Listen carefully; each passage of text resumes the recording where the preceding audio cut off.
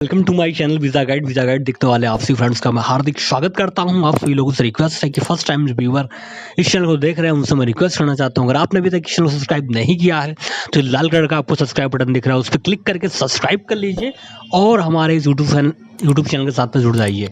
मैं इस चैनल पर job, immigration, visa, travel related video बना के डालता रहता हूँ जो काफ़ी इन्फॉर्मेशन फॉर हेल्पफुल होता है। तो सब्सक्राइब कर लिया उन्हें मैं थैंक यू सो मच कहना चाहता हूँ। साथ ही साथ जो बेल का बटन है उस पर जरूर क्लिक करिएगा। नोटिफिकेशन के जरिए मैं जो भी वीडियो डालूंगा वो सीधे आप तक पहुंचेगा और कोई भी वीडियो आपसे मिस नहीं होगा। तो लाइक करिए, शेयर करिए, सब्सक्राइब करिए। लाइक के बटन पर जरूर क्लिक करिए, उसे मालूम होना चाहिए कितना आप लोग इस चैनल को लाइक कर रहे हैं। तो लाइक ज़रूर करिए और साथ ही साथ सब्सक्राइब जरूर करिए। तो फ्रेंड्स, आज मैं आपसे बात करूंगा सिंगापुर के वर्क वीज़ा के बारे में। आज मैं आपसे बताऊंगा सिंगापुर के वर्क परमिट के बारे में। ये वीडियो काफ़ी इन्फॉर्मेशनफुल है, इस वीडियो को शुरू से लेकर लास्ट तक आप देखिए, क्योंकि आज मैं आपको बताऊंगा सिंगापुर में कौन कौन से वर्क वीज़ा होते हैं, कौन कौन से वर्क परमिट होते हैं, वो सारा चीज़ मैं आपको बताऊंगा। तो आप ज़रूर देखिए, क्योंकि सिंगापुर के नाम से बहुत सारा स्कैम होता है, खासकर इंडिया और पाकिस्तान, नेपाल, बांग्लादेश में। तो आप लोग को जानना चाहिए सिंगापुर में कौन कौन से वर्क वीज़ा होते हैं, कौन कौन से टाइप का वर्क वीज़ा होता है, तो कौन कौन एलिजिबल है सिंगापुर में काम करने के लिए। तो वो सारी चीज़ें मैं आपको बताऊंगा इस छोटी सी वीडियो में। आप कहीं मत जाइए, शुरू से लेकर लास्ट तक आप देखिए। तो सबसे पहले सिंगापुर का जो वीज़ा है उसका नाम है यस पास, जो कि कॉमन लेबर कैटेगरी के लोग जो होते हैं, स्किल्ड स्टाफ हो गया, मिड लेवल स्किल्ड स्टाफ, जिनकी सैलरी होती है $2200 से मान लीजिए 2000 यूएस डॉलर से 2500 3000 यूएस डॉलर के बीच में इनकी सैलरी होती है। स्टार्टिंग 1800 यूएस डॉलर के बीच इनकी सैलरी होती है। जो क्राइटेरिया होता है वो उनको कहते हैं एस पास। और ये जो मिड लेवल है, बहुत ज़्यादा जो पढ़ा लिखा नहीं है, बहुत ज़्यादा जो स्किल्ड नहीं है, जो मीडियम स्किल्ड है, उसको कहते हैं, उसको ये जो एस पास है वो दिया जाता है सिंगापुर में काम करने के लिए। उसके बाद होता है एक एम्प्लॉयमेंट पास, ये प्रोफेशनल लोगों के लिए होता है। अगर कोई बाहर का फॉरेनर कोई है, उसको बहुत अच्छा उसको नॉलेज है, प्रोफेशन उसका कोई बहुत अच्छा है, मैनेजर लेवल का काम करता है अगर सिंगापुर में जाके, तो उसको एम्प्लॉयमेंट पास दिया जाता है। और इसमें जो सैलरी होती है वो 3600 के आसपास, 3000 से 3600 के आसपास इसकी जो सैलरी मिलता है अगर आप वहाँ पे एम्प्लॉयमेंट पास लेते हो। तो ये हो गया एम्प्लॉयमेंट पास।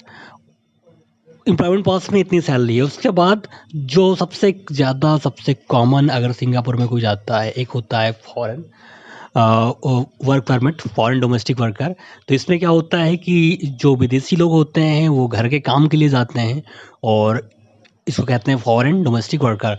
उसके बाद हो गया वर्क परमिट फॉरेन वर्कर। तो इसमें क्या होता है, सेमी स्किल्ड, जिसको थोड़ा बहुत नॉलेज होता है सिंगापुर में काम करने के लिए। तो इसको कंस्ट्रक्शन साइड में, मैन्युफैक्चरिंग साइड में, मरीन में हो गया, शिपयार्ड में हो गया, और काफ़ी सारे सेक्टर हैं वहाँ पर उनको काम दिया जाता है। तो ये आपका हो गया वर्क परमिट फॉरेन वर्कर। जो बाहर के लोग हैं उनको वहाँ पे बुला के, जो सेमी स्किल्ड जिनके पास होता है उनको इस तरीके का काम दिया जाता है। मैन्युफैक्चरिंग में, मरीन में, शिपयार्ड में, सर्विस सेक्टर में सिंगापुर में जो काम करते हैं। तो ये हो गया, तो मैंने क्लियर कर दिया। उसके बाद हो गया एक इंटर पास।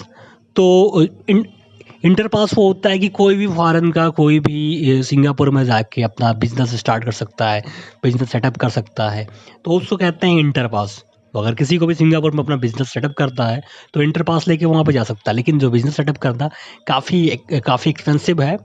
उसके बाद एक होता है ट्रेनिंग एम्प्लॉयमेंट पास। जो ट्रेनिंग एम्प्लॉयमेंट पास है, ये जो फॉरेन के लोग जो प्रोफेशनल होते हैं, जिनको काफ़ी सारा कुछ नॉलेज होता है, सिंगापुर में ट्रेनिंग करने के लिए जाते हैं, उनको ये पास मिलता है।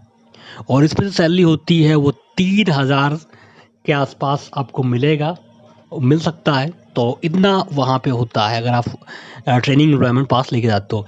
एक सिंगापुर का है वर्किंग हॉलीडे पास।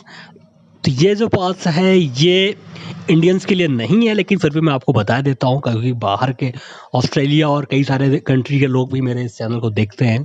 तो अगर कोई ऑस्ट्रेलियन स्टूडेंट है और वो सिंगापुर में पढ़ाई कर रहा है और उसकी जो क्वालिफिकेशन, उसकी वहाँ पे पढ़ाई कर रहा है, उसकी जो एज है वो 18 से 30 के बीच में है, तो वो वर्किंग हॉलीडे पास वहाँ पर ले सकता है। वहाँ पे काम भी कर सकता है, पढ़ भी सकता है और 1 साल तक आराम से सिंगापुर में रह के काम कर सकता है। तो ये हो गया वर्किंग हॉलीडे पास। उसके बाद एक हो गया आपका ट्रेनिंग वर्क परमिट। तो इसमें भी क्या है कि सेमी स्किल्ड जो हैं ट्रेनी स्टूडेंट जो हैं वो सिंगापुर में जाके प्रैक्टिकली काम कर सकते हैं और सिंगापुर में रह सकते हैं। और ये 6 मंथ का होता है, 6 मंथ तक आप वहाँ पे रह सकते हो, 6 मंथ तक आप वहाँ पे काम कर सकते हो। एक वर्क हॉलीडे पास होता है और ये स्टूडेंट्स को मिलता है जो वहाँ पर ग्रेजुएट होते हैं, जो पढ़ लेते हैं, वो 18 से 25 अगर उनकी एज है तो उनको वर्किंग हॉलीडे पास मिलेगा। और ये 6 मंथ का होता है, 6 मंथ वहाँ पे काम कर सकते हैं। लॉन्ग टर्म विजिट पास, तो लॉन्ग टर्म विजिट पास जो होता है ये काफ़ी मुश्किल से मिलता है, क्योंकि अगर इसमें आपका कोई फैमिली मेम्बर है या फिर आपका कोई रिलेटिव है तो वो आपको दिला सकता है।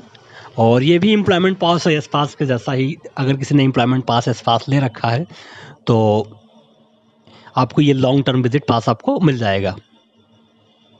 एक होता है डिपेंडेंट पास। तो ये होता है कि अगर कोई सिंगापुर में है, आप मान लीजिए आपका कोई हस्बैंड है या आपकी कोई वाइफ है या आपका कोई बच्चा है, तो उसको आप ये पास दिला सकते हो। तो आपको अगर एप्लीकेशन करना है तो आप डिपेंडेंट का जो पास है उस पर आप एप्लीकेशन कर सकते हैं और वो आपको मिल जाएगा। तो ये मैंने आपको बता दिया सिंगापुर में कौन कौन से पास हैं। मैंने आपको इस वीडियो में पूरी तरीके से एक्सप्लेन कर दिया कि सिंगापुर में कौन कौन से आपको पास मिल सकते हैं। ठीक है, एक चीज़ आपने पूरा मैंने आपको क्लियरली बता दिया। मैं आप इस वीडियो को मैं ज़्यादा लंबा नहीं करूँगा, आपको मैंने बता दिया कि आप कौन कौन सा सिंगापुर में पास ले सकते हैं और वहाँ पे काम कर सकते हैं। तो किसी भी एजेंट से अगर आप सिंगापुर का पास लेते हैं तो उसको आप अच्छे से देख लीजिएगा। सिंगापुर की ऑफिशियल वेबसाइट है, वहाँ पे आप चेक कर लीजिएगा। मैंने ऑलरेडी वीडियो बना के डाल रखा है, उस पर भी आप जाके देख सकते हो। तो अगर आपको ये वीडियो अच्छा लगे तो आपसे उम्मीद है कि आप लाइक ज़रूर करेंगे और साथ ही साथ शेयर भी करेंगे, सब्सक्राइब भी करेंगे। वीडियो देखने के लिए धन्यवाद। Thank you so much.